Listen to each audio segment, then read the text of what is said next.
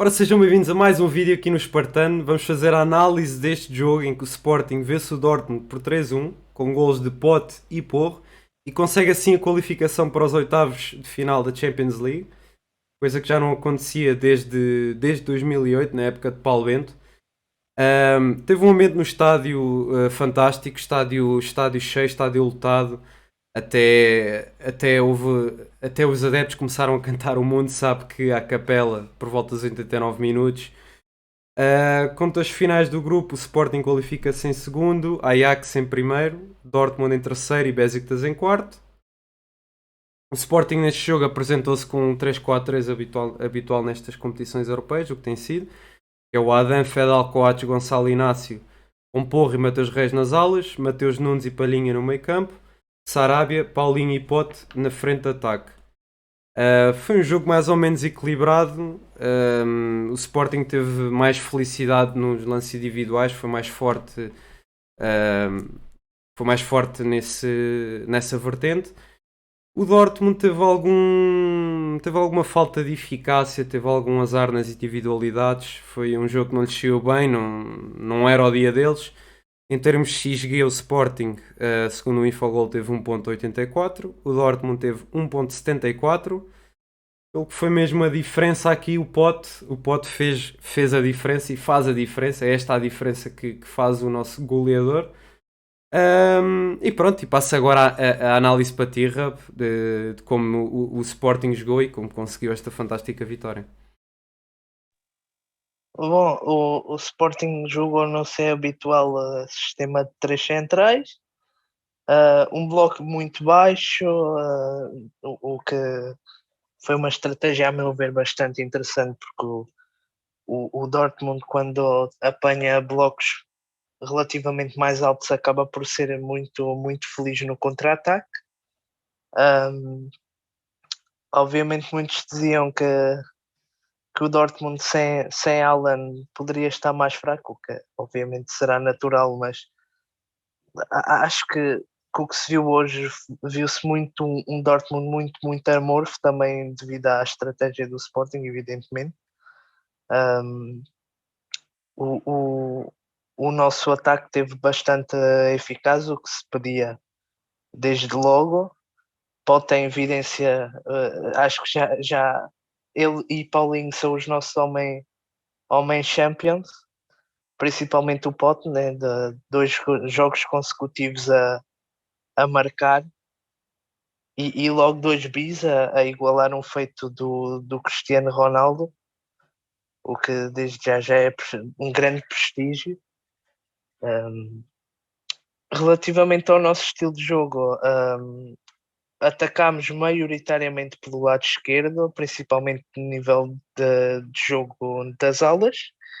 Um, Sempre privilegiámos mais o passe curto e a bola no chão, apesar de que um dos nossos golos acaba por acontecer num passe longo do Coates, que depois o Pote acaba por ser feliz na não interseção do defesa do Dortmund.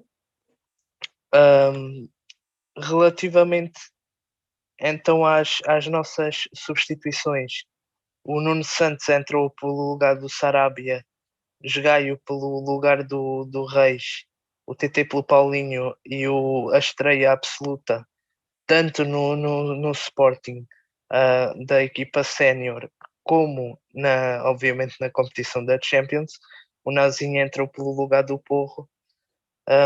Nas substituições ainda, o Ugarte entrou para o lugar do Pote. Relativamente a isto a nível de jogo, acho que as substituições nenhuma teve efeitos práticos no nosso nível de jogo. Obviamente, talvez o Gaio e o Santos foram os que tiveram mais a evidência. O Santos, principalmente a nível ofensivo, que ele deu-nos bastante largura no final do jogo. E o Gaio um pouco a nível defensivo, apesar de ele ali no lance do golo, a parte do Nazinho, ficou os dois bastante mal na fotografia. O restante, acho que o lugar tem algum protagonismo um pouco. ali ao lado do Palhinha a segurar jogo. De resto, não vejo muita evidência. Obviamente, o MVP pode, sem sombras de dúvidas. E agora passo-te a bola para falares do Dortmund. Sim, de facto, o pote foi fantástico hoje.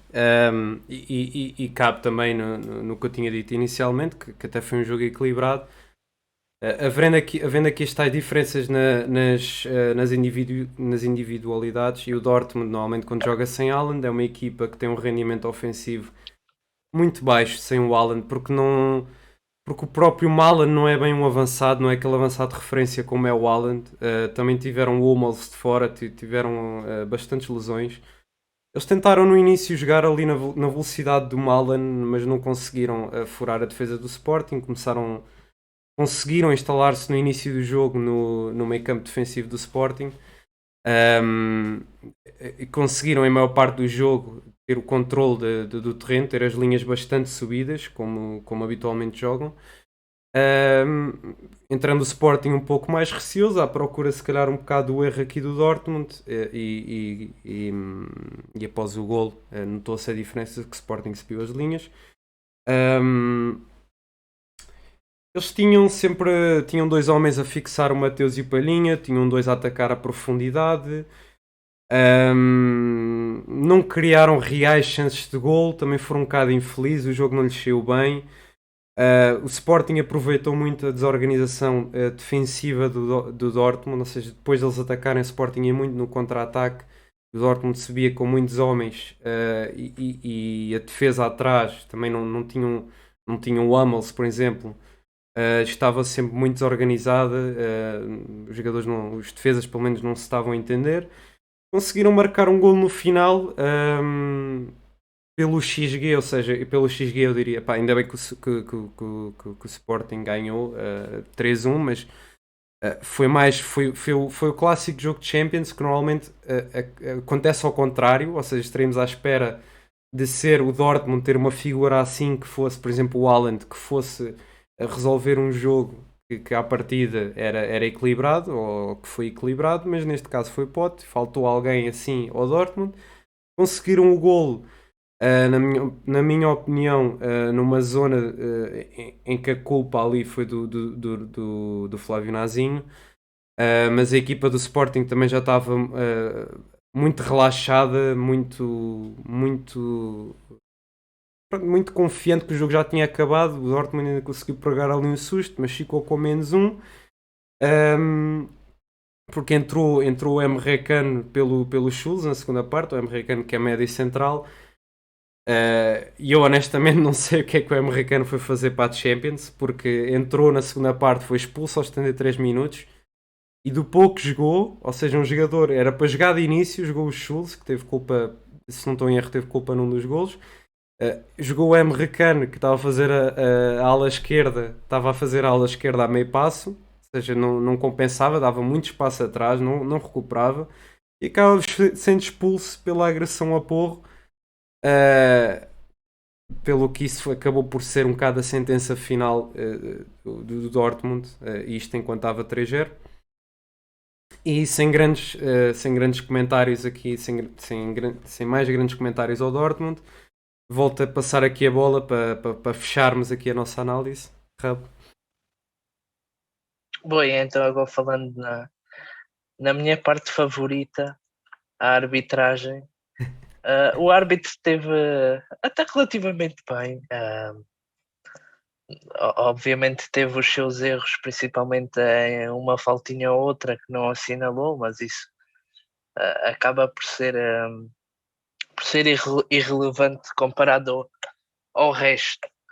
Acho que muito positivo o VAR hoje. Aliás, se não fosse o VAR, muito provavelmente o Sporting não teria o possível penalti que acabou por dar o 3-0. Infelizmente, o Pote não conseguiu faturar o hat-trick que seria tão importante, não só para as nossas contas, como acabou por ser o gol do Porro. Não marcando o Pote, acabou por marcar o Porro e foi bastante importante esse terceiro gol. Mas também a nível pessoal, o Pote precisava do hat-trick, mas mesmo a nível individual, que ele ainda não tem nenhum hat-trick na temporada, e na época passada, salvo erro, só teve um que foi na, na jornada que nós fomos campeões. Também bastante positivo o nível de lesões. Acabámos o jogo sem qualquer tipo de lesão, apesar de enfim, aquela agressão ao Porro podia nos custar muito caro, e o Porro já nos tem dado bastantes dores de cabeças, infelizmente. Como já tinhas dito, depois daquela confusão da segunda parte, o Emre Can foi expulso, e alguns jogadores que participaram indireto ou diretamente naquela confusão também acabaram por ser advertidos pelo árbitro. No próprio lance do VAR, que depois deu o penalti por protestos, o treinador do Dortmund acabou por ser também advertido com cartão amarelo. Agora, passando aos possíveis adversários nos oitavos de final. Como vocês devem saber, no sorteio da Champions, nós, sendo segundos classificados, vamos enfrentar os primeiros classificados dos outros grupos. Então, desses primeiros classificados, contando com a classificação atual e tentando prever o que pode acontecer ou não na última jornada, no grupo A temos o City garantido, no B o Liverpool também garantido, no grupo D o Real Madrid, o E o Bayern garantido, no F está tac a tac entre o United e Vila Real, mas eu penso que seja o United que passe garantidamente, porque eles estão empatados em pontos e o United ganhou as duas mãos. No grupo G temos a possibilidade de Lille ou Salzburgo, e no H Chelsea ou Juve. Dentre os aqui, destaque talvez três que seriam os mais acessíveis, que seria Real Madrid, devido à reformulação que eles têm tido e não é a grande equipa que já foi noutros tempos. O Lille ou o Salzburgo, claramente entre os grupos as mais fracas, e depois a Juve também relativa à grande revolução que tem tido o plantel, apesar de que eles na Champions têm uma grande revolução e são bastante mais competitivos que no campeonato. Muito bem. E pronto, fica aqui a nossa análise. Obrigado, Rab. Digam o que é que vocês acharam nos comentários. Não se esqueçam de deixar o gosto, gostaram, ajuda. E pronto, sem mais demoras, até à próxima. Vemos no próximo jogo.